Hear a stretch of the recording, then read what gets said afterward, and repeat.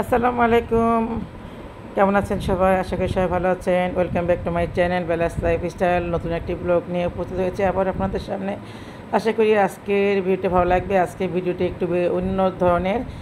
আজকে ভিডিওটি অন্য ধরনের বলতে আজকে জারিয়ার জন্মদিন, শুভ জন্মদিন। সবাই দোয়া করবেন জারিয়ার জন্য। হ্যাপি বার্থডে জারিয়া। তো জাবিয়াকে রেডি করে নিয়ে এসেছি। এখন বাজে রাত 12টা, একটু লেট হয়ে গিয়েছিল কারণ কোনো প্রিপারেশন ছিল না, কিছুই না, তখন কোনো ড্রেস ছিল না। হঠাৎ করে আমি একটু বিকেলে বাইরে গেলাম, বাইরে যেয়ে ওর জন্য একটা ড্রেস এনে আমি কিন্তু ড্রেসটা লুকিয়ে রেখেছিলাম। দেখতেছি ওর মা কী করে, ওর মা কীভাবে কী রেডি করতেছে। তো যাই হোক, ওর মারও একটা প্রিপারেশন ছিল। তারপরে আমার যেহেতু হোয়াইট খুব পছন্দ, আমি হোয়াইটের মধ্যে নিয়ে এসেছি। আর ইন্ডিয়াতে যে জামাগুলো আনা আছে ওইগুলি কিন্তু আছে, যেহেতু জন্মদিনে সবাই চায় একটু একটু সুন্দরভাবে গুছাতে। তাই জন্মদিন যেহেতু আমাদের ধর্মেই নাই, আমাদের ইসলামে নাই, সেজন্য আমি চাইছিলাম সম্পূর্ণ অ্যাভয়েড করতে। কিন্তু গত 2 মাস আগে, 4 মাস আগে যে জাবিরের জন্মদিন ছিল, তখন একটু একটু সুন্দর কেকটা এনেছিল। তখন থেকে জারিয়ার কিন্তু ইচ্ছা ছিল ওই ধরনেরটা কেক। কিন্তু জারিয়া মাসাল্লাহ অনেক লক্ষ্মী একটা মেয়ে, ওকে যেইভাবে সান্ত্বনা দেবো ঠিক সেইভাবেই সেই মানে এতটা লক্ষ্মী। তবে জন্মদিন নিয়ে তার একটু এক্সাইটেড ছিল যে না, জন্মদিনটা হবে, জন্মদিনটা করবে। তবে কি তার নীরবে তার চোখ দিয়ে পানি পড়ে। সে ওর চাচি জিজ্ঞেস করছিল তোমাকে কী গিফট দিব, সে বলতেছিল আমার কিছু লাগবে না। এমনকি আমাকেও সে বলতেছে যে কিছুই লাগবে না। তা যাই হোক, যেটাই হোক, যেহেতু আমাদের বর্তমান সমাজে একটা রেওয়াজ হয়ে গিয়েছে যেমন সবাই যে পারে সেও করে, যে না পারে সেও করে, একটা কেক অন্তত সবাই কাটে ধুমধাক করে। তো সেইটা ইউটিউব দেখে, ফেসবুক দেখে, সব দেখে কিন্তু বাচ্চারা কিন্তু একটু আপডেট হয়ে গেছে, যেহেতু আমরা চাইলেও কিন্তু পারতেছি না। আর যেহেতু আর জারিয়া ছিল ঘুমে, আমি সন্ধ্যার পর আসে দেখি জারিয়া ঘুমায় আছে। সেই ঘুম থেকে উঠছে 10টায়, মেয়ের চোখ মুখ একদম খোলা, তার মধ্যে কোনো নাই, কি বলে, এক্সাইটেড নাই। তবে সবাই হ্যাঁ, তাকে যখন ওর মা রেডি করে দিয়েছে, ওর মা রেডি করা জিনিসগুলো আমি যখন খুলে ফেলেছিলাম, তখন ড্রেসটা বার করছে, তখন ও মাই গড বলে একটা চিৎকার দিয়ে উঠছে যে ও মাই গড। আর দেখেন, কেক খাওয়া কিন্তু সবই ঠিকই বোঝে। জাবিরও ঘুমাইছিল, ওটাকে নিয়ে আসছি, ও এসে দেখেন সুন্দর 2 ভাই বোন মিলে কেকটা কেটে খেয়ে গেল। হ্যাঁ, আর কেক পাইলে মানে কি ওরা এতটা এক্সাইটেড হয়, কি বলবো। যখন তখন তো আমরা অবশ্য ঘরে একটা কেক আনি, আর বাসায় মেহমান আসলেও কিন্তু একটা কেক কিনে আসে, যেহেতু 2টা বাচ্চা তাকে ওরা কেক কিনে আসে। তা কেক কাটা হয়। তারপরে জারিয়া তো খুব পিঙ্ক কালার, সাদা ড্রেসের মধ্যে পিঙ্ক কালারটা খুবই পছন্দ জারিয়ার কেকটা। আর কেকটা এত মজা ছিল, কি বলবো। এমনি হোমমেড কেকগুলি কিন্তু খুব ভালো হয়, আর এই জন্য হোমমেডটা দিছি। আর সে কী বলে, ওর ছবি দিয়ে সেটা আমরা সেটা করি নাই, ওইটা বাদ দিয়ে আমরা এটাই নিয়েছি। তো ওরা তো কেকটা কাটতে কাটতে 12:30 বেজে গিয়েছিলো। তা জাবি চলে গেছে, আবার জাবিকে ডাকতে পাঠাইছি, জাবি তুমি আসো, আবার আসো। কারণ ও জাবির ফুলভাবে কেকটা খাওয়া হয় নাই, একটু যে খেলো ওইটাই, কারণ কেকটা তো এখনও কাটা হয় নাই।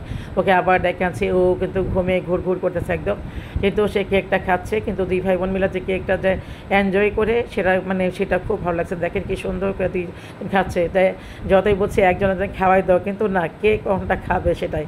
কিন্তু ওই জন্মদিনে কিন্তু একজনের খাওয়াই দিচ্ছিলো। তার মধ্যেও একটা আমার ভাবি আসছিলো, সে কিন্তু একটা কেক নিয়ে আসছিলো। ওইটা আমি অবশ্য শেয়ার করি নাই। ওইটা এত সুন্দর 2 ভাই বোন দুজনকে খাওয়াই দিচ্ছে। আর এই যে ও জারিয়া অনেক খুশি যে একটা বারবি আছে এটার মধ্যে, তা পিঙ্ক কালারের সব কিছু আছে, পিঙ্ক কালারের সব কিছু। ও খুব খুশি। ওর মা ওইভাবে কেকটা অর্ডার করেছে যেন থাকে, কি বলে যে পিঙ্ক কালার থাকে। আর মোমবাতির কথা কী বলবো, ইতিহাস মোমবাতি। আমি মোহিতকে ফোন দিয়েছিলাম যে মোহিত একটা মোমবাতি সুন্দর নিয়ে এসছো, আর মাথার জন্য একটা। কিন্তু আমার হাজব্যান্ড কোথাও গেলে এত তড়িঘড়ি করে ওকে নিয়ে কোথাও যাওয়া যায় না অবশ্য। আর ওর ফাঁকের সাথেই তো আমি গিয়েছিলাম, তাই জন্য তো আমি আর সময় করতে পারি নাই। আমি যখন ওর মাথার জন্য একটা চয়েস করতেছিলাম, তখন নাম কি সেটাও আমি জানি না। তারপরে যখন দেখা 3টা একসাথে চয়েস করতাম, জামার সাথে একদম হোয়াইট স্টোনের, তখন দেখি গাড়ি, বাহিরে গাড়ি পার্কিং থেকে পার্কিং পারে গাড়ি রাস্তায় আসছে, তখন দৌড়ে ওটা ফলাই দিয়ে চলে আসে। আর আমি মোমবাতি নিতে পারি নাই, তো মোহিতকে বলছিলাম, মোহিত বলে বাসায় মোমবাতি আছে। সেই মোমবাতি খুঁজতে আর মোমবাতি আর পেলাম না। তা যেটা ছোটো মোমবাতি, ওইটা এসির বাতাসে কিন্তু ওইটা জ্বলতেছিল না। তাই যাই হোক, মোমবাতি ছাড়াই কিন্তু কেকটা কাটা হয়ে গেছে। তাই জারিয়া কি সুন্দর মনের আনন্দে সে ঘুরতেছে, গাউন পরে কেমন লাগে না লাগে, সে ঘুরতেছে, চাচাকে যা আদর করতেছে।